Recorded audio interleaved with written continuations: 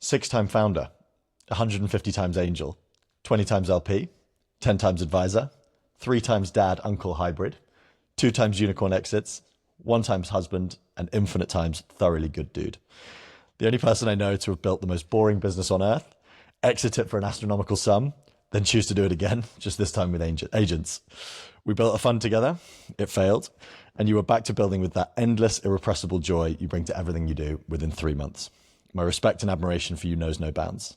The Elrond of ERP, the Kronos of crypto, the kid from Kaiserslautern, the Gulliver of geoengineering, the wide-eyed window salesman, and the Peter Pan of payments. The immortal, inimitable, unshakable, and unbelievably unreasonable Maex Ament. It's a real joy to be here with you in sunny Madrid. Welcome to Unreasonable. Thank you, sir. So, you grew up in Kaiserslautern. That's right. A small town in southwest Germany in the 80s? Grew up in the 80s. I'm born in the 70s. No playbook for tech, no access to Silicon Valley. When did you first get a sense that you wanted to do something bigger than maybe the life that had been laid out for you? I mean, my father pretty early on, and I gotta lie exactly when, maybe I was like 12 or 13, he gave me a computer, an Atari ST. And I cannot say that I, in that moment, thought I'll do something bigger, but I started pretty fast building games on this baby. Like computer games, video games. And so really got like building them, not just playing. I think that was when I got a sense of creating shit might be the thing I want to do in my life. And how do you think, like, was the childhood, was there the way that you grew up, did you think that gave you an entrepreneurial streak? Or do you think it was just you were given the tools and then you just snowballed with the tools into wanting to build stuff for yourself? I mean, look, my father tried to be an entrepreneur, and maybe I'm oversharing here a little bit, but my father worked for very boring, the German IRS, for the Germans, the Finanzamt. Yeah, that's even more boring than the American IRS. Yeah, right. And so, but he left at one point because he felt there's a calling for something bigger, and he went into some real estate stuff. He ultimately failed, but I'm not sure there was an inspiration or a warning or something that he tried, and I'll have to try again. Cannot tell you, but it's not like I grew up in an entrepreneurial family. That's not the case. No. Sure. So you were the kind of the first entrepreneur of the family. Yes. And so you've built 6 companies, and well, let's probably call it half a fund. You made the money. You proved yourself. Can you give me an overview just of what those companies have been? So what have the 6 companies? What's the arc been? And has there been a trend that you can see, like a trend line that you can draw through them? Yeah, but like the important thing is like this, the Steve Jobs thing, right? Like the trend line starts from now looking back. Yeah. Makes complete sense. Yeah, like, in retrospect. Looks great. So look, my first job, instead of being a video game developer, which I really would have loved to become, I went to SAP. And at SAP, they threw me into their accounts payable shit. Like accounts payable, invoices, payments. So that was random. That wasn't what I picked. But became pretty good at it, and after a few months, or like 1.5 years, I left. And the first company was obviously then in accounts payable automation. It was the only thing I knew, so I did invoice automation. So that's Ebidos, first company, completely bootstrapped. Second company was a little bit of a detour, was already in San Francisco, together with my co-founder Philip, and we built a QR code company, like scanning of QR codes, and like then certain things should happen. 10 years too early. More than 10 years early. So like we needed a pandemic for this shit to work. It was a complete failure. I mean, again, like 2007, the iPhone just came out. So you couldn't read QR codes with a camera, and like it was like nonsense. And then back to what I know well. Like again, invoices this time, maybe not automating them, but financing them or paying earlier. Then back in Europe, built a company. That was a company called Taulia, still in the US. Venture-backed, heavily venture-backed. Eventually exited to SAP.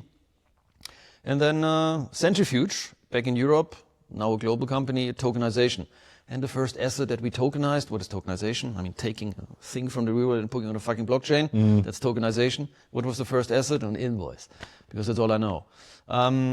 So that's in line with what I know. Then I tried a company in the intersection of ESG. There was still a word then. Back when we were allowed to say that, yeah. Yeah. Well, like back then it was like cool. The intersection of ESG. It was 2020, 2021. And payment terms. So I want to incentivize suppliers to do the right thing and get better payments. called Besser or Pegada. A complete failure. Didn't find the right team. Didn't have in me. Yeah, and after a little bit of investing together with you, now doing again something in this payments, invoicing, invoice discounting area, just a little bit cooler. And so, like, we've invested in together, but also I know that you have separately in the maddest stuff, right? Everything from geoengineering to foundational models for image generation to weather modeling.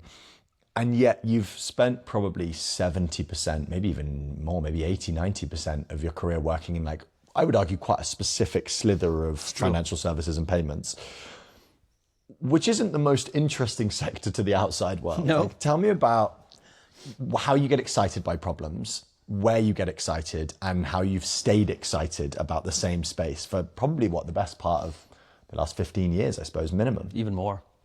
No, it's more.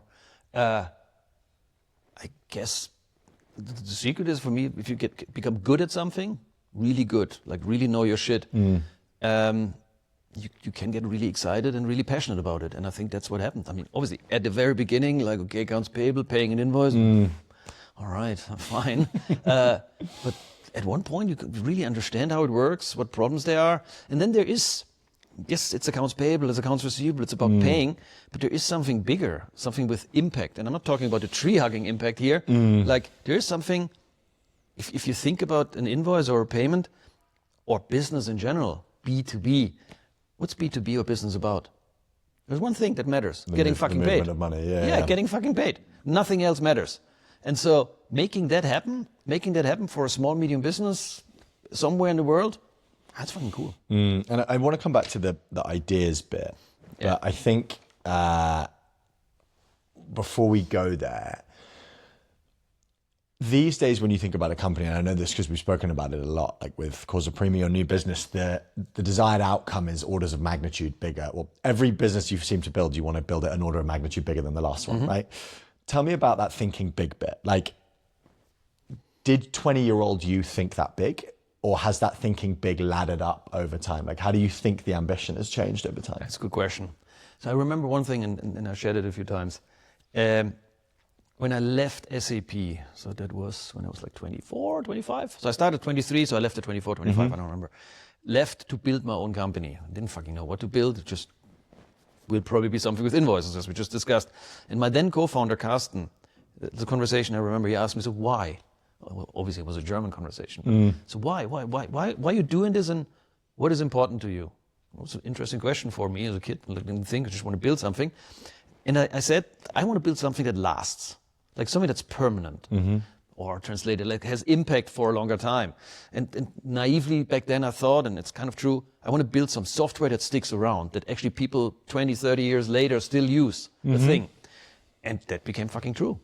Even that stuff that we built 20 years ago, 25 years ago, sold to Intel, to Apple, this accounts payable automation, it still runs in Cupertino. 25 years later. Yeah. The stuff that I built before at SAP, when they threw me into the accounts payable module, that still pays a gazillion suppliers every day. That piece of software, I think that motivates me. Building something that actually sticks around because it makes sense. So the scale is a function of the utility in that sense, I agree. not the other way around. I think so, yeah. How interesting. I'd never thought about it like that. And what are the, because you've done a bunch of different stuff in different companies. You've been CEO, you've been COO. I think you've done product in various ways as well. My first startup was CFO. How did that go?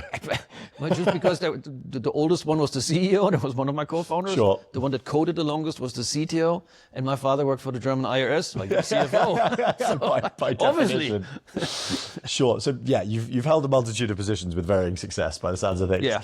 Tell me about the skills you've needed. So like the window selling in your teens is a great example.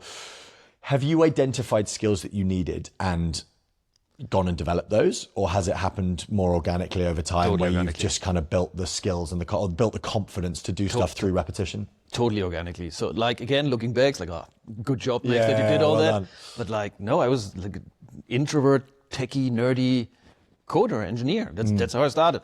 And then got thrown to the first customer. So I learned a little bit building software for customers, like forward deployed engineer would be today the word, right? With the So sexy I was term. 125 years ago, threw me in into into Cupertino, spent a year there and built a software for Apple, or customized our software. So I learned then that piece of how to react to the customer.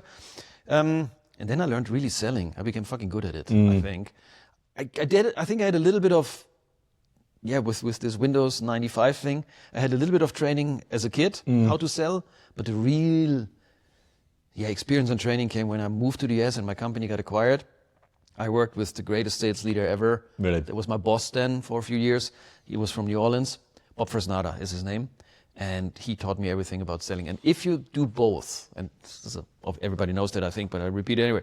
If you're technical, nerdy, and you know how to sell, you're unstoppable. I mean, that's the whole Palantir business model, right? Just fucking. How do you think about neuroplasticity within that? Like, and what I mean by that is your ability to accumulate and learn new skills. Like, do you?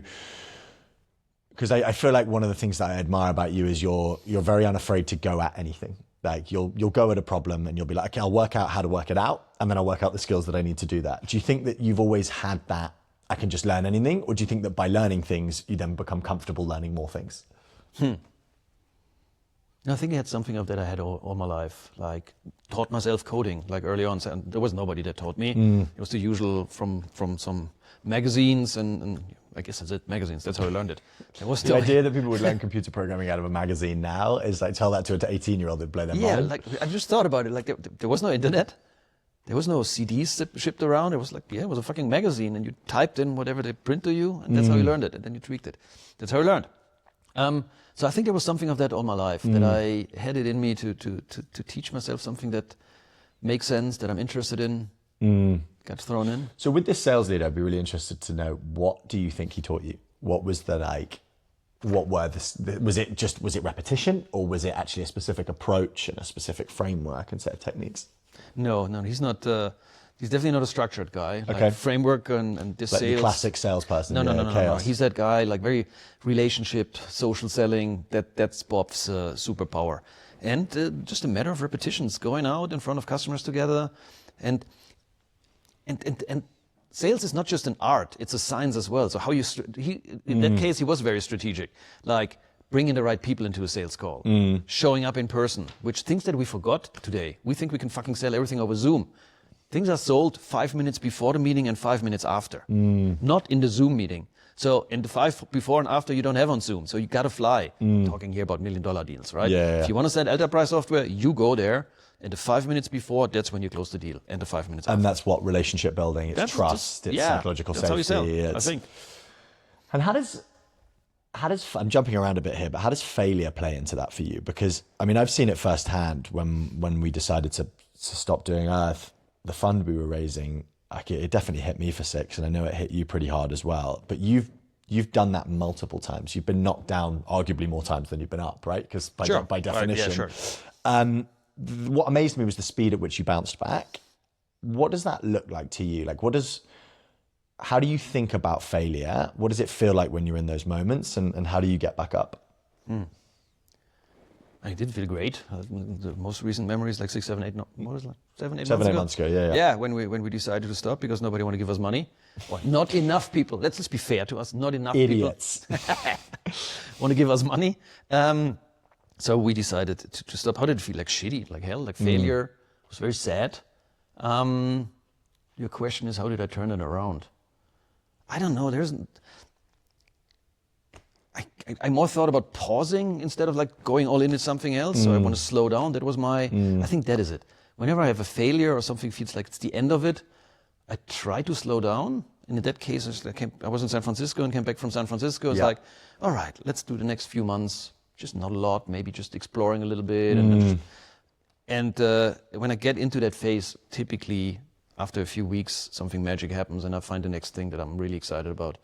So that getting punched in the face, followed by a little bit of slowing down, which sometimes is a week, sometimes 2 weeks, sometimes a month, but relatively quickly I get back up to prove myself again, to get excited again, to show myself there is still something worth doing. Yeah. I guess that's what it is.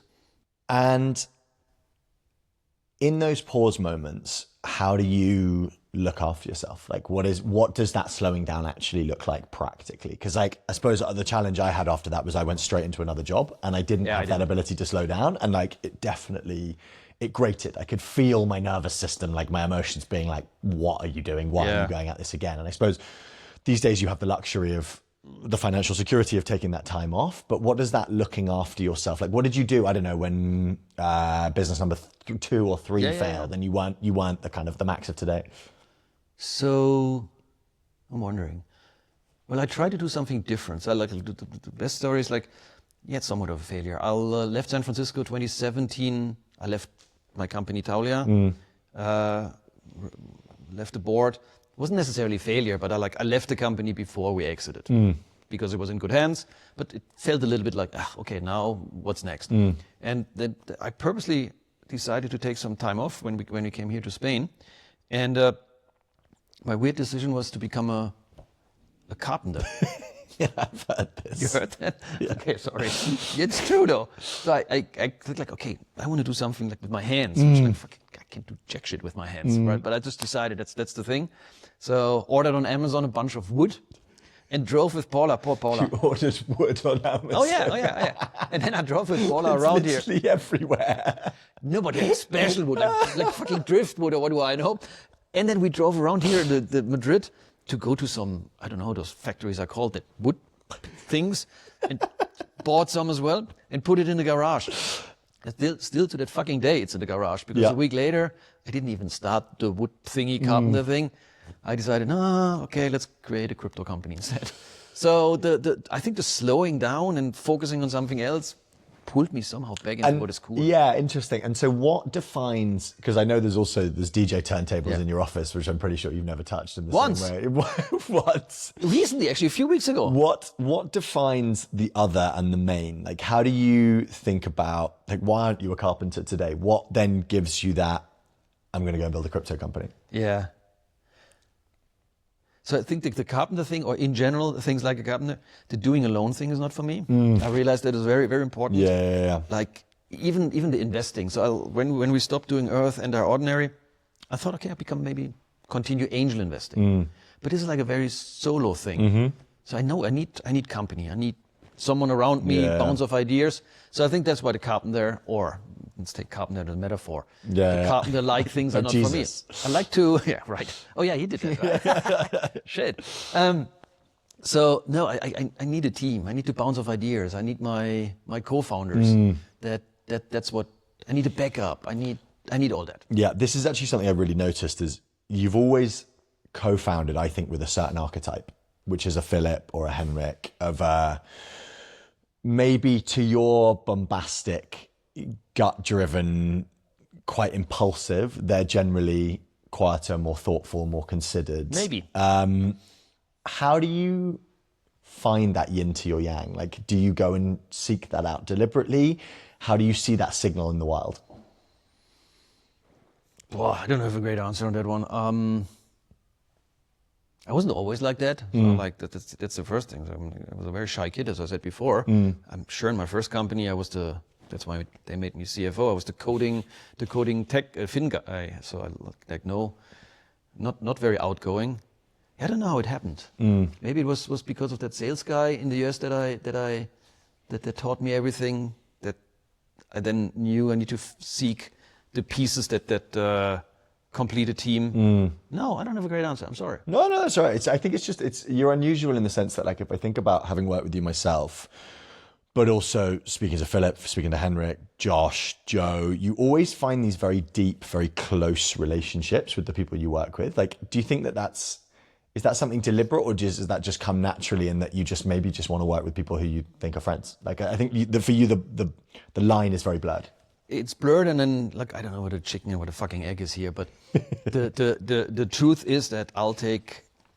You made that sticker. I love work. Yeah, it's on the bottom of my laptop. Exactly. So, and I do, not alone and not with assholes, but like working with friends or good people, building something great is amazing. And out of that come true friendships. It is reality that almost exclusively all of my friends of the last 25 years came through my work.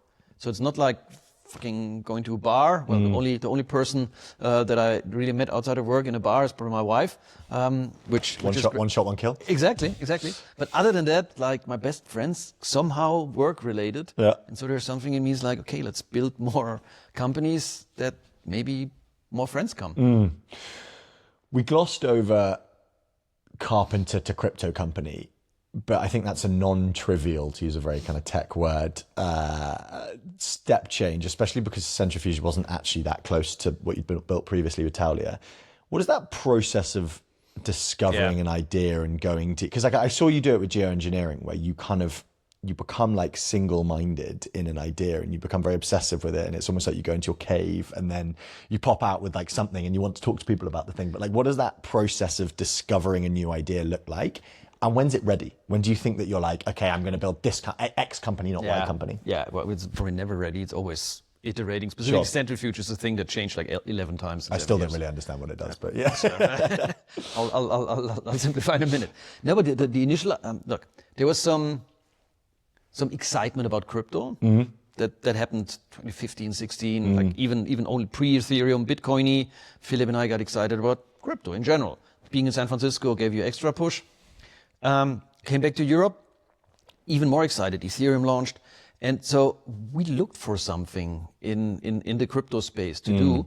And then naturally we tried to combine what we did in the past with Centrifuge and, with Taulia, and then find a crypto angle. And we did. I feel to that day, like a tokenization of an invoice would make sense to bring it on a blockchain, easier to finance. And then we put on some visionary stuff as well. Let's park that for a moment. But the process was like literally 2017 in summer. Philip and myself rented a penthouse in Malasagna here in Madrid. It was a penthouse. Yeah, like fuck, it was somewhere in Malasagna, the top floor. You know what I mean? Yeah. And spent there 3 days of brainstorming. Really? Probably the notes are still somewhere. Just chatting, brainstorming, weaving Martin Quenzel, my third co-founder, in remotely at times, and came up with the first. Okay, that's what we tried. That will be Centrifuge. Interesting. Little bit similar.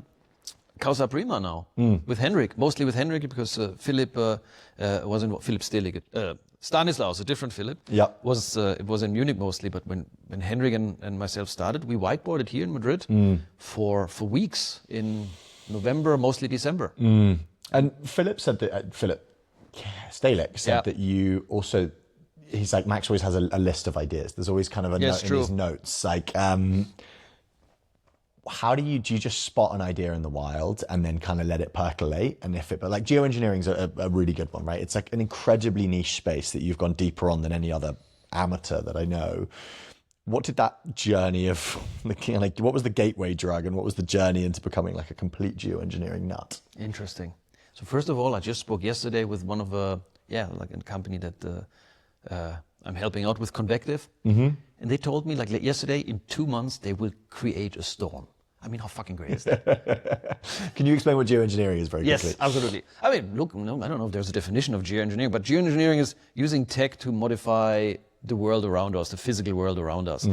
The prime example is cloud seeding, which most people probably know, where there is an existing cloud, you spray some magic powder into it and the cloud starts raining. Most famously, the Emirates did that 3 years ago and sank Dubai. I was there. Shit was flying around everywhere. It was beautiful. So there was cloud seeding, maybe gone a little bit wrong. I mean, rumor has it was cloud seeding. Nobody ever admitted. But obviously there's really good things, I believe, that can come out of cloud seeding or generating clouds or preventing storms or my absolute favorite, cooling down our planet by putting a little bit of sunscreen around the planet and reflecting sunlight, stardust. Solar radiation management. That is what we're talking about here. So how do I get obsessed with that one? I think it started. So I don't know the real point. I just know one thing. About 10 years ago, I wrote. That was when we moved from San Francisco back to Europe. I took a summer off, and I wrote down the things that I want to do with my life in the climate space. So I want to do this and that, want to maybe have a fund in the climate space. 2016, I decided I want to have a climate fund. I should have fucking raised in 2016. But I should have raised then. Probably someone would have given us money. And one of the bullets was, I'd like to find a technology that darkens the sunlight. But then Okay. I put as well, I don't know shit about tech, so I probably got to find something to invest Yeah. or support. Yeah. So that was, it wasn't smart or whatever. I somewhere read it in a book or saw it in a fucking movie. That's probably what happened back then. But then I became a little bit obsessed with it, and then I read the obvious stuff, the Neil Stephensons, the Ministry of the Future, Yeah. all that good stuff. And at one point, I just stumbled across an article about Stardust 2 years ago, I guess, more than 2 years ago, and we just got into that, and I'm really obsessed about it. Because this dream, and then this book, really became a reality. It was like amazing for me. I think the way that it's actually worth taking a little tangent there, because the way that you got to know Stardust, I think, is so interesting. Like, you had absolutely zero expertise in the field. No. You had no geographic relation to this Israeli company. No. You had kind of very little to add on paper to these Nothing. guys. It was a very clandestine, kind of quite hyped, but in a very secretive way, company when you started getting your way in, and yet you managed to get that. Access, right? Like, Yeah. Tell me about the actually befriending Yanai, like getting into Stardust. So I mean, I read about Stardust in some article, not in a good way. It was a negative article about the secretive company that wants to whatever and use diamond dust. I think it was diamond dust that they're Quite supposedly. Bond villain. Yeah, it's like everything was like, Yeah, oh, fuck it. yeah. Like, and so when I read that, and everybody reads that as negative, I was like, fucking A, that's great. Yeah. Let's find this company. And at our Earth gathering here in that place, 2 years ago, there was one of the participants, Francesca is her name. Yeah. And somehow I mentioned that company Stardust. And she came back a week later, like random, and said, yep, actually an advisor to my company is advising Stardust. You want an introduction I next. remember. It's like, what? And she made it happen. So around Christmas of 2 years ago, I guess, I got connected with Yanai and Amiad of Stardust, the two founders. And it was magical. I literally cried after the meeting. They described what they do, and it's like, fucking A, it's solving all our problems. I cried. And then we discussed, and I thought they found value as well, in not in my scientific knowledge, because there is none, but me as a founder, maybe I could help them navigate the founder journey. And I think also just the authenticity with which you went at being like I've always found this, if you want to work with a founder, if you literally love what they're doing, people can feel it. Like that vibe, it radiates off you when you're like, I'm so excited by what you're doing. And I think that actually relates really nicely to when we first met, which you might not remember. It was the most like Spanish tech thing ever. It was in like a tower block in Salamanca. It was some VC event. Everyone was called Borja. Everyone was wearing Totally no, I do brown remember. loafers and suits. Yes. And you are there, and I walk into this room, and you are there, and like I think someone had told me about you already, but we'd never met. And you're there, tattoos, Rolling Stones t-shirt, big beard. I think you've got like beer froth in your beard, and you're basically like bouncing up and down, talking to these people. And it's like you're in a different color to the rest of the room. And I just remember being like, I want to be friends with that guy. Like that's my guy. I do remember I that. mean, it was like the cheerleader effect. It was so clear amongst the sea of dark blue suits that this guy was the different one. But I think what that really tells me is like, you are so authentically yourself. Like you have an ability to be deeply Max, and I really respect that. Do you think you've always been able to bring that 100% you self to your professional life, or do you think you've learned that, you've built it? Like, what's that look like? No, I became more confident over time. Oh, 100%. Look, I remember I tried to fit in as everybody else, and until I was probably 25, 30, 35, where I just still have my ugly suits and my, how do you call it, khaki pants, loafers, and all that shit. The idea of you in loafers. I sent you pictures, man. Yeah. And let's be honest, even when we did Earth, sometimes I wasn't myself. I tried to fit in for some of the LPs at times. I just bought a jacket that I maybe wouldn't wear normally. Yeah. I don't wear a jacket anymore right now. Fuck it. Back then I adjusted, and I'm not doing it anymore. So even like a few years ago, I still tweaked at times. And Henrik said you're very good at it, where like if you need to speak to a certain type of customer, for example, if you speak to Americans, you go more German, or if you speak to Germans, you go more American. Like you modulate the way that you present yourself. if you were looking at someone my age, like early 30s or even younger, what would be the advice you would give? Would you lean more into the authenticity? Yeah, 100%. Really, just be 100% that's yourself. the only game you can win. It's the game, your own game is the only one. Actually, I tell that's the parenting advice I give my daughters all the day. Just be yourself. Just be your fucking self. And what about when it... But it's hard. Yeah, because especially when you don't know who you are. Yeah, exactly. What about when it doesn't resonate? Like, I think Earth was a great example, and I think there was so many things in that project where we were trying to crush ourselves into a box that didn't quite fit, and you could feel it. I could feel it. Oh, 100%. 100%. We were best when we were like, in San Francisco, just being kind of unequivocally bizarre, and we were worst when we were like that super return, trying to fit into what we thought a European VC mold looked like. But how do you feel about it? Because you must still have it where you go and speak to an investor, you go and speak to a customer, and they just don't get the product. They don't get the Maex product. Does that affect you in any way, or does it just water off a duck's back at this point? Well, yeah, I try to learn from every conversation. That's all. Like, okay, I'm not communicating right. Something is there something wrong on my end? But the reality is, very often, no, actually, I'm explaining it the same way I always explain it, but just don't get the other side excited. That brings me to a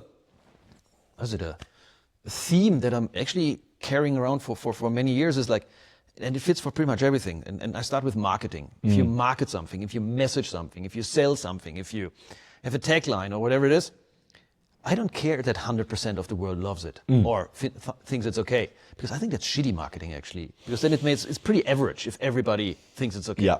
I'd rather have 50% fucking hate it and 50% fucking love it. And so a little bit when I talk to someone and it doesn't click, I put them in okay, it's 50% of the people that don't work, because the world is big enough. I'm selling to 400 million businesses. Yeah. I need 200. That's fine. Tell me, 10% of 200 is fine, right? I want half, though. Tell me the story about there's some amazing Taulia marketing campaigns. Like, firstly, what Taulia did, because I think with the contrast of what Taulia did and then like the piano marketing campaign, for example, like give me that contrast, because I think that's a perfect encapsulation of the utterly bizarre authenticity with which you went at selling accounts payable software. And you might see something very similar in a few days. I've seen a sneak preview. Okay. The theory here is that, like, yes, we build something in a very seemingly boring area. Accounts payable, invoices, right? Office of the CFO. I mean, there is not many more boring words I can throw out. Yep. But like contrasting that with, this can be fun, and just giving the people that work in that space, like, this is fun, actually. That's why we did those campaigns. So what Taulia does is very simple, actually. So we go to the big guys, biggest companies on this planet. Let's pick Airbus. We went to Airbus and said, hey, Airbus, you have 30,000 suppliers. Small, medium businesses, sending you invoices and waiting 60 days for their money. That's pretty fucked up. Let's do something about it. Let's help those 30,000 suppliers to get their money. We can either use your money, dear Airbus, to pay them early, you make a little discount, or we bring in third-party cash. That's in essence what Taulia does. And to be fair, that's a little bit what Causa Prima does as well, just put some agents on it to optimize it and make it faster. So yeah, a very boring topic, but something like getting 30,000 businesses paid earlier, fucking A, it's great. You're greasing the wheels of capitalism. Yeah. So that's what it does. Tell me about marketing it. Yeah, so I mean, kudos to really great marketers I worked with. And I want to name them, like Joe Hyland and Baji Illuminati. Joe Hyland runs our company called Direct Commerce. Baji runs Centrifuge, my crypto company. And both of them had been my CMO at Taulia and came up with those great ideas of, making accounts payable, invoice financing fun, making it different. There's one campaign where the treasurer, the accounts payable clerk, the procurement head, they made heroes, literal heroes. Like you saw the boring job, and then we put hero costumes on them and like superhero costumes and celebrated them. There's a campaign where we spoofed on the Microsoft Apple thing. I think General Catalyst just did that. They did, yeah. Really the weird bad. hit piece on Andreessen, yeah. Yeah, we did it in a nice way, a smart way, where there was the old school accounts payable clerk, the new school, like stuff like that. And then there was which probably is the most famous one in the super niche of niches, the one where we copied what Dos Equis, which is a beer brand. I'll explain. Yeah, Mexican beer brand. A right? Mexican beer brand, Dos Equis. And they had a very famous, like 20 years ago, a very famous campaign of the most interesting man in the world. With a slight Spanish accent, even the guy, like the most interesting man in the world. And it was about this guy that travels the world and meets the indigenous people and then jumps out of planes. And at the end, he drinks a beer, right? Because he's the most interesting man in the world. And happens that this guy is handsome, has gray hair and a beard in that commercial. So someone thought, all right, let's just copy that same shit and do it for accounts payable. And make me, Max, the most interesting man in the world. And we recorded some of those, actually really on budget, but fun. You can find them on YouTube. And send them to every customer. Like to every customer or every prospect in our list. Everyone, Heineken. And that's a good example where some of the customers that I visited and in the months and years after, there's like, you're the guy from this one. Like, and others where I remember vividly going to London, visit Vodafone. The treasurer of Vodafone literally said, you're that asshole from that commercial. But it worked, right? All right, exact hate or love it. So 50-50. So one of the fun facts is though, we send it to, as I said, to every corporate on this planet, including Heineken. And guess what? Heineken came back and did not like it because turns out Heineken owns those Eckies, which we didn't know. And they didn't think that's a great idea that we steal their IP. So we had to change it to the most remarkable man in accounts payable instead of the most. And then a year later, it's also so ironic that like a kind of quite fun consumer brand with a really interesting campaign gets upset about an accounts payable company. I take that as a badge of honor. Every cease and desist letter, and I have still one from JP Morgan, every cease and desist letter is for me like, we poking the bear. I can't remember who said it, but there was a great marketer at some point. He was like, if you're not getting sued, you're not doing it right. Like if you're not upsetting someone, you're not doing it right. Yeah, I don't want to go to jail or like really hurting someone. It's not what I want to do, obviously. But getting a little cease and desist from the big guys means we're on the right track. Yeah. Changing tack a little bit. Tell me about building teams. So I think you've whether deliberately or subconsciously managed to find a way to attract the right kind of archetype of people to work with you. And I think a large part of it is probably because you present yourself so authentically to the world. You get a me, or you get a Josh, or you get a Henrik, or you get a Philip, or you get a Joe, or you get any of these wonderful people. Tell me about then when it's actually about building a team below or around a founding team. Like, how do you think about a bar for excellence? How do you think about hiring for quality? And I think it's particularly interesting at the moment because you're building a very ambitious business in, and I mean this with the utmost respect to the Spanish tech ecosystem, but like not the most ambitious ecosystem. So you're playing slightly with one hand tied behind your back already, like versus San Francisco, probably two hands, because London is still one hand tied behind your back. So tell me about building for excellence. I think you have that one wrong. Okay. Because on the surface, you're obviously right. Spain, a little bit of a smaller ecosystem, a lot of people went somewhere else. But I believe we're like somewhat of the cool kids right now in Madrid. So I think definitely, even if the pool is a little bit smaller, we get everybody we want. Right now, everybody. And there is great talent. Like, is there 1,000 great engineers? No. There's 10. Sure. And that's all I need. And I get those. And so that works really well for us. Where in San Francisco, I would have to pay like 800 grand for the same kind of people. So here I pay great salaries with a great vision. People really are attracted. There's not a single, actually Henrik shared it yesterday. I don't think there was a single person that we want to get on the team that we didn't get in the last 3 months. And how does that scale? Because I can see that at 15 people, 150 people, like...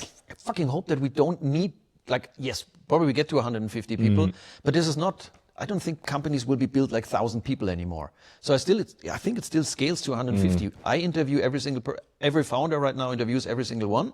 Yep. Just obviously. And for everybody that joins us and that we want to keep, there's a trial day.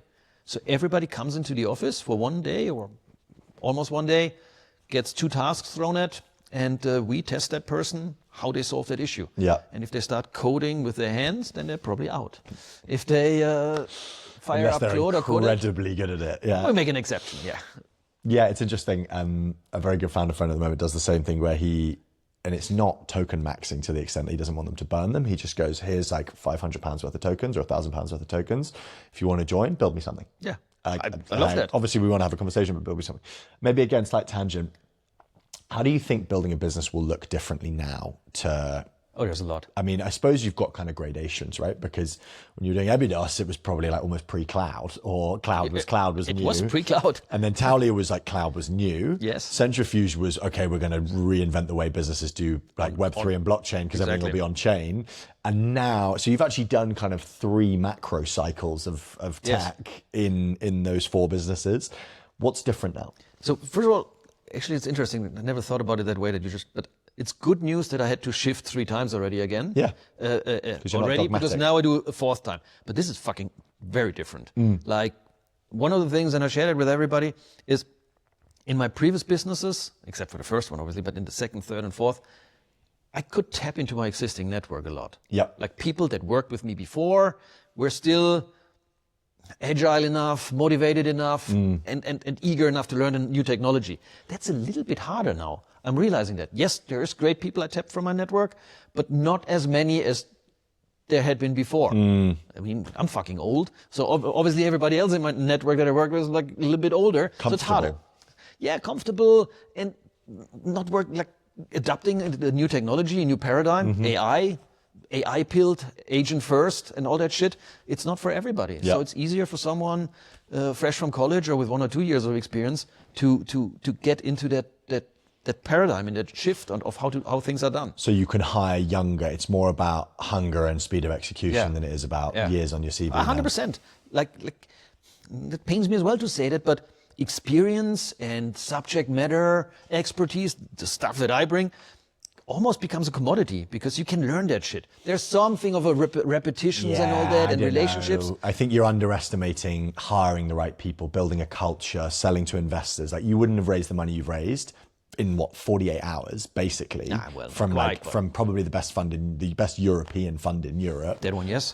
Because of everything you've done. Without that, like, I'm sure Henrik would have raised a great round, but it might have been 10 years less experience just in terms of, because he is, or 20 years less experience.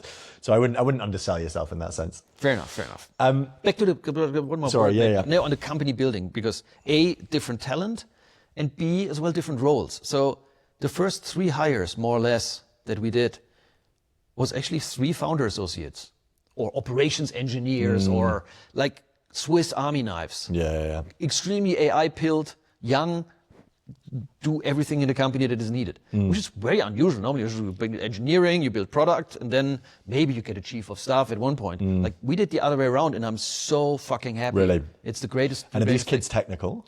Or technical enough? Technically enough, I think, is the answer. They I mean, obviously AI first, so they sit there and not a PowerPoint is created. It's Claude creating design. It's Claude filling out forms for the Spanish government. It's like this type of stuff. And they create as well. One example is, so we have for those trial days, people come in and work with us for a day. Sometimes they fly in from all over the world for those trial days. Obviously, we need to reimburse them. So instead of finding a tool or whatever, no, one of our founder associates just vibe coded in a few hours a reimbursement tool for specific that task. Like send it in to the applicants and they fill it in. So that's how technical they are. They can vibe code anything we need. How do you think about like meaning and kind of the meaning of output and like AI slop in that? Because I think we were talking about this before we started recording, but like token maxing is coming to be seen as maybe the wrong metric in the sense that judging people on the amount of tokens they've burnt through is potentially the wrong way to think about it. But also there's a lot of data coming out about how engineers find engineering less fulfilling when they're essentially just coordinating systems of agents. So they press go and then they're just waiting for it to go. Would you like to allow this? Like always allow, or like having to input things? Like how do you find that with a new team building a new product? I mean, a few answers to that, I think. So first of all, we had a workshop on Monday, Tuesday in Munich with a good friend of mine that helps us with our SAP integration. A one-trick pony. Obviously, I'm integrating again with SAP. And this gentleman shared exactly the same concern that you had. Like, I actually enjoy coding, putting code in, like doing it manually. I don't want to use AI to that extent. I don't want to just be the director here. I want to be the musician. So I think there's still something of that in certain areas, and certain people just prefer coding. And for this gentleman, we make an exemption. He can do whatever the fuck he wants. And the second part of the question was? Oh, token maxing. Yeah. Look, if I'm Vodafone, token maxing is probably the stupidest thing you can do. Yeah. Right? Because like giving the employees like leadership board and like go. Especially with budgets the size of Vodafone's. Yeah, exactly. It's like nonsense. Like that doesn't work.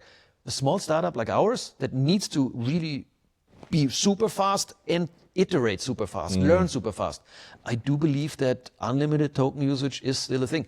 I reserve the right to change my mind in a few years, or a few months, or whatever the time frame is, when you are a more mature company. But as a startup, and probably as well as a larger scale-up, I think the input, obviously the output is an important part to measure, but the input is a one ingredient as well. The token maxing, how much you put in.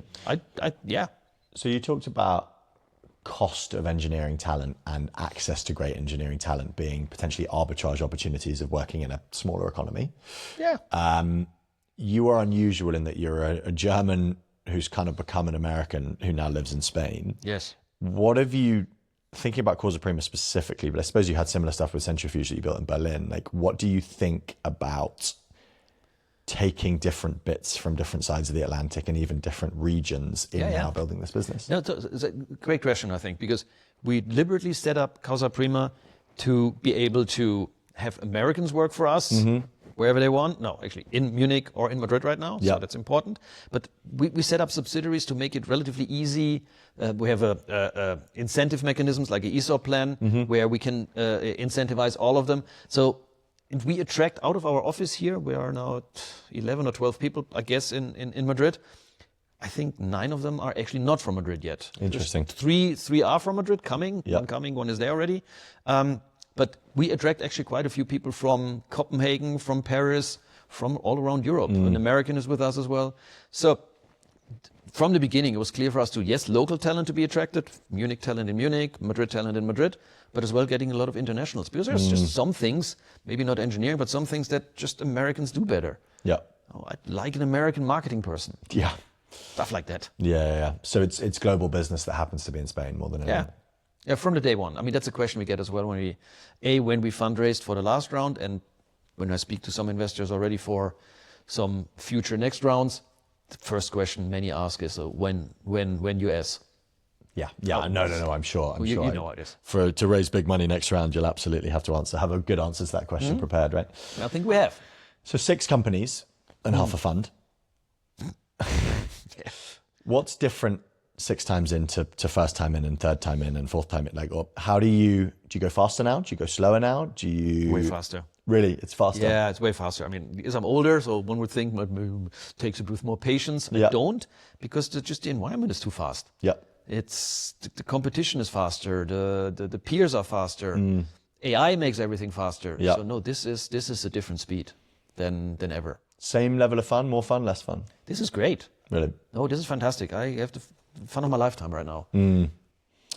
So I'm going to get a bit personal here. All right. Let's talk about age. Yeah. So Henrik said that for you, age isn't actually about years. It's potentially about the idea of stopping. It's about not continuing to do the stuff that you've loved. To settle. Settling, exactly. Yeah. So building in that logic means not settling. Yes. Is that how it feels? Yeah, I mean, I'm building right now. I'm definitely not settling. I'm building a team. I'm building a product. I'm selling to customers. I'm talking like this is the opposite of settling, and it feels very, very good. And so I think this is such an interesting one. And I remember saying it when After Earth, where I was like, my advice to you as a friend was like, go into it all in, but like have a way that you can maybe somewhere down the line like enjoy the fruits of your labors, because there's nothing left to prove, right? You're not proving anything. No, I'm not doing it for now. proof. No. As I say, you raised great money really, really quickly. So what is in it this time? What's that desired output of Causa Prima? That It's when we were in the very beginning of this conversation. I still want to build something that lasts and makes a difference. Yeah, again, having impact, not in a climate sense necessarily, but like doing something that moves the needle just a fucking little bit. Yeah. And do you think that abstracts up to like the way you think about meaning in your life? Is it that? Is it creating lasting impact? Is it having things that sustain in the world? Yeah, I'm not that smart, but I guess that's so for me. That's what I want to do in life. Yeah, I want to leave this world with something that made a difference. Again, just a tiny bit of difference. Fantastic. That's good enough. And I've noticed that, or it seems that in the different businesses you've built and in the fund as well, you're able to find motivation almost from having a chip on your shoulder about different things, but that chip can change, right? That like now it feels that there is an element of proving to yourself that you don't want to settle yet. But I think with Earth, there was maybe a bit of like, oh, can this startup guy build a fund? I guess earlier on there was like, can this outsider from San Francisco build something here? Like, do you agree with that? Do you find those kind of motivations to be different with each business? Do you create like an internal or an external foe that you battle against? Yeah, I mean, I very precisely remember Italia, which was technically my third company, but the second one was this QR code thing, that complete shit show, and after 6 months was over. So I remember Italia, I absolutely want to prove that I'm not a one-trick pony. Italia was like, my main thing was like, okay, that shit that we did in the past, I can do that. I don't need my other co-founders. I can do it alone, actually, with a different group of co-founders. And I want to prove I'm not a one-trick pony. So there was this chip on the shoulder to do that. Yeah. I didn't have that at Centrifuge, which was the next one. At Centrifuge, I guess it was, I want to show that I can do something in this crazy new technology. Like I still understand here crypto, and I can get into that and build something there. And now, maybe it's again, no, maybe I took a long break. I just want to show I still have it in me. And like, there is really this coming together of all the shit that I did the last 25 years. Where now we sprinkle on this agentic AI, we can fucking really solve this for good. This is amazing, this thought. Do you think those motivations come from the idea, or the idea comes from those motivations? So a little bit of both is the normal answer, so I don't have a great one here. Yeah. No, like, well, Henrik and I, we whiteboarded. We tried different things, right? Like when it was in November, December, rented that little space. And we tried hard, like, got to be something in energy. Yeah. Like, we want to build the daylight or fuse of continental Europe. Yeah. Tried. And then we tried as well, like, okay, geoengineering, which we discussed is the idea of Henrik building a geoengineering company is hilarious. So, yeah, but like we look for, is there a software layer in geoengineering? Right? Actually, pretty fucking great ideas, I think. But at one point, we looked at each other like, startups are fucking hard by themselves. Yeah. Let's do something where we have an unfair advantage. Yeah, so fun. So that we went then back and found those things that are still unsolved, and with agentic AI we can solve. Sure. So it was actually the right to play in the idea, and then that motivation probably came from, oh, and actually I've still got something to prove. Yes. Yeah, I think it's a combo of all of that. So my last question, you've built a bunch of amazing companies, half an amazing fund. You also have managed to, as far as I can see from the outside, sustain a really wonderful family. And like, for me, this is the antithesis to that kind of bullshit, Stebbings, sacrifice, like everything must be painful, which I think is one of the most toxic narratives in tech and entrepreneurship, that to build great things, you need to basically like destroy your own life. How do you think you've made that work? Has it always been like that? Have there been periods when it's been harder? Like, what does being a dad, a husband, and a founder look like at the same time? I don't want to defend Stebbings too much. Oh, no. There's some truth. Look, obviously, he went totally overboard with his, what is it, heart things that you have to have a heart attack, or like I don't know palpitations. Yeah, exactly. That was the word. Like, no. But that said, there is sacrifice. I'm not talking about myself, but of course, you this work-life balance thing is a little bit of a myth as a founder. Yeah. Just, you got to love your work like crazy, because otherwise you're just not able to sustain that one. And I do love my work. And I have a beautiful wife and family that understand that this balance, that work is totally weaved into my life. And I don't have a better answer for you, but it worked for me because Paula knows me from the beginning as an entrepreneur, as someone that likes to do a lot of hard things. And there's a couple of mini tricks. Get a coach as early as possible. Yeah. Like a therapist coach. So I have coaches for the last 15 years of my life, where once a week or every 2 weeks, you talk about the business. Yeah. It's beautiful if you find the right coach. That helps. Again, find a topic that you're really passionate about. Like killing yourself for fucking, pick something boring. Accounts payable. Yeah, fuck, I don't know. Yeah, pick something exciting that you're passionate about, whatever it is. that is a must. If it's not, then you die, then you kill Yeah. yourself, then you get the fucking heart attacks. Yeah. I don't have a better answer for you, but No, there's no, a little that's bit of fair. truth in stabbing, but obviously you went overboard. Yeah, and I feel like also having had that big success late on, relatively late on in your late 40s, but when your kids were still in their early teens, you then had that ability to have more flexibility in really formative years that you might have been Yeah, a that's bit true. less That's true. available That's true. for in there before the age of 10. I had that opportunity. I'm not sure I really used it wisely as much, but Having seen your relationship with your kids, I would disagree. But Okay, good. okay, quick fire questions to finish. How many marathons you ran? 5. Favorite one? Boston. Business you're most proud of? Casa Prima. Company that you wish you'd built? Stardust. Of course. Best investor you've worked with? Mr. Bray. Oh, God. Best book you've read recently? I didn't read a lot. Tomorrow. Interesting. Most overrated idea in tech right now? Don't know. Fair enough. Most underrated idea in tech right now? I still think people don't understand the impact of AI and agentic AI. Really? You think we're still in the foothills? It's niche. It's still fucking niche. What would your life have been if you weren't in tech? Carpenter, obviously. You'd have been terrible. Dude, thank you so much. It's been a Thank pleasure. you.